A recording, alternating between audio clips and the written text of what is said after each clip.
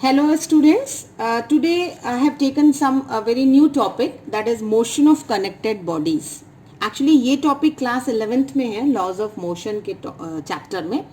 But इस particular topic पर बहुत से क्वेश्चंस आते हैं because this was a topic जिसमें आपको टेंशन एक्सेलरेशन से रिलेटेड न्यूमेरिकल प्रैक्टिस करने हैं फ्रॉम द लोअर क्लासेस.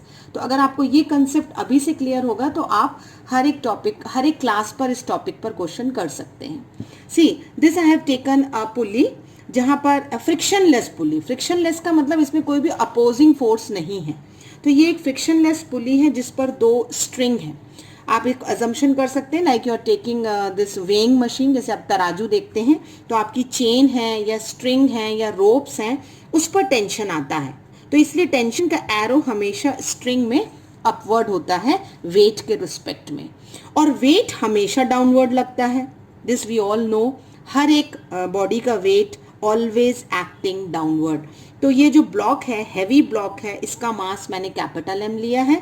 जो ये लाइटर ब्लॉक है उसका मास मैंने स्मॉल एम लिया है. तो बड़ी कॉमन सी बात है कि जब आप इसको ऊपर हैंग करेंगे तो जो हैवियर ब्लॉक है उसकी तरफ वो नीचे आएगा.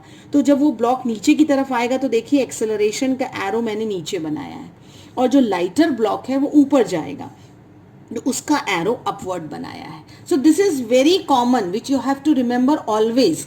जिस तरफ आपका वेट ज्यादा है वो नीचे की तरफ जाएगा, एक्सेलरेशन का डायरेक्शन, और वेट का डायरेक्शन उसी तरफ होगा. वेट का डायरेक्शन हमेशा नीचे रहता है, इसलिए लाइटर ब्लॉक है तो उसका वेट ऊपर नहीं जाएगा, वेट नीचे ही रहेगा. लेकिन हाँ, एक्सेलरेशन जो है वो ऊपर की तरफ हो जाएगा.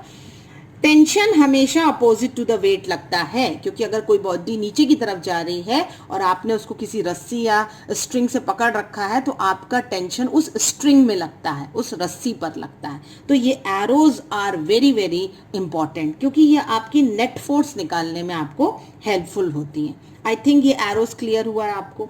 अब आपने जो कंसिडरेशन किया है उस कंसिडरेशन में टी टेंशन है हमारा, स्मॉल ए एक्सेलरेशन है, और जो स्मॉल जी है वो एक्सेलरेशन ड्यू टू ग्रेविटी है जो वेट ऑफ द बॉडी में लगती है, और जो हमारा कैपिटल एम है वो हैवियर है स्मॉल एम से, यानी उसी तरफ आपका ब्लॉक नीचे जाएगा.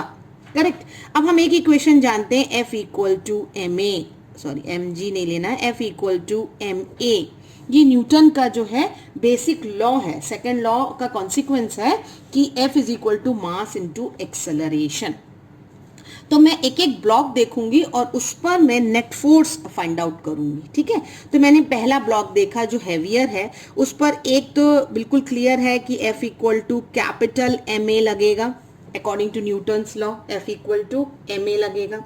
और दूसरा जो है वो कहेगा कि F इज इक्वल टू ये mg है जो उसका वेट डाउनवर्ड है, डाउनवर्ड के रिस्पेक्ट में टेंशन है, लेकिन क्योंकि रोप नीचे की तरफ जा रही है इसका मतलब mg का वेट जो है वो ज्यादा है than tension. Tension is a kind of force only. ये भी फोर्स है, वेट ऑफ द बॉडी, ये भी फोर्स है.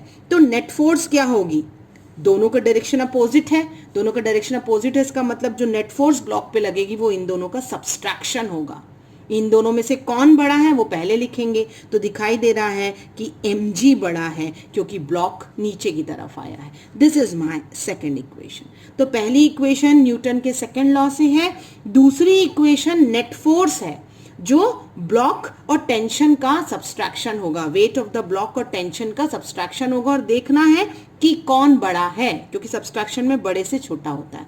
दोनों ही फोर्स यही ब्लॉक फील कर रहा है. तो I can equate ma is mg minus tension. So what I can get from here? One equation which is ma equal to mg minus tension. ये मेरे greater weight of the block के लिए हो गया. अब मैं स्मॉलर ब्लॉक की बात करती हूँ. वेरी क्लियर कि एक तो f equal to small M A हो गई, नो डाउट, क्योंकि ये न्यूटन का सेकेंड लॉ है.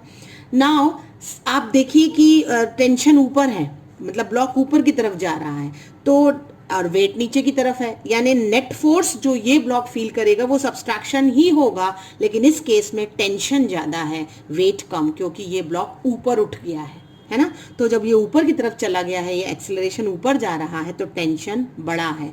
तो नेट फोर्स इस केस में क्या होगी? Tension minus small mg.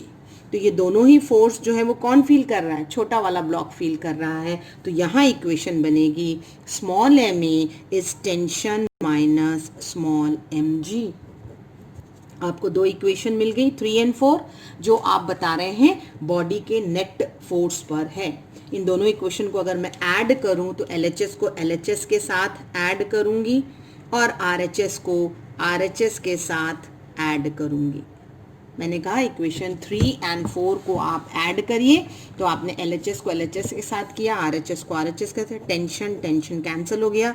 यहाँ A हम ले सकते हैं capital M plus small m, यहाँ हम G कॉमन ले सकते हैं capital M plus small m, तो सॉरी माइनस स्मॉल m। तो मुझे एक किसका फॉर्मूला लिख सकता है अगर मैंने दोनों को ऐड किया, तो एक्सेलरेशन जो हमारी बॉडी में प्रोड्यूस होगी, ग्रेविटी तो आप 9.8 ले सकते हैं, तो अगर मुझे ए का फॉर्मूला चाहिए तो क्या मिलेगा, capital M minus small m by capital M plus small m into G। So this is the formula for acceleration when your two bodies are connected over any pulleys. Capital M is mg minus T and small a is t minus mg, है ना। तो इन दोनों को अब मैं divide करूंगी, तो if I will divide the equation then I will get something like this, LHS को LHS के साथ, RHS को RHS के साथ, A और A कैंसिल हो गया। So after getting I will cross multiply, तो कैपिटल M के साथ आ जाएगा t माइनस mg और कैपिटल स्मॉल m के साथ आ जाएगा capital mg minus T. Capital M और स्मॉल m में ध्यान दीजिएगा, this is your heavier block and lighter block, है ना, क्योंकि न्यूमेरिकल में हैवियर और लाइटर आप देख के पहचान पाएंगे। ब्रैकेट ओपन करती हूँ मैं, MT minus capital M small m G और small m capital M G minus small m T। एक तरफ टर्म ले लेती हूँ, तो capital MT plus small MT is equal to small m capital MG plus small m capital MG, correct. ये term मैंने इधर ले लिया, या इसे इधर ले जाइए, इधर ले आइए। यहाँ टेंशन कॉमन ले सकते हैं, तो capital M plus small m मिल जाएगा मुझे, और यहाँ मैं क्या कर सकती हूँ, MM बोथ आर सेम, तो it is 2 times of small m capital MG। So see now I will get the formula for tension, 2 time small m capital M by small m plus capital M into G।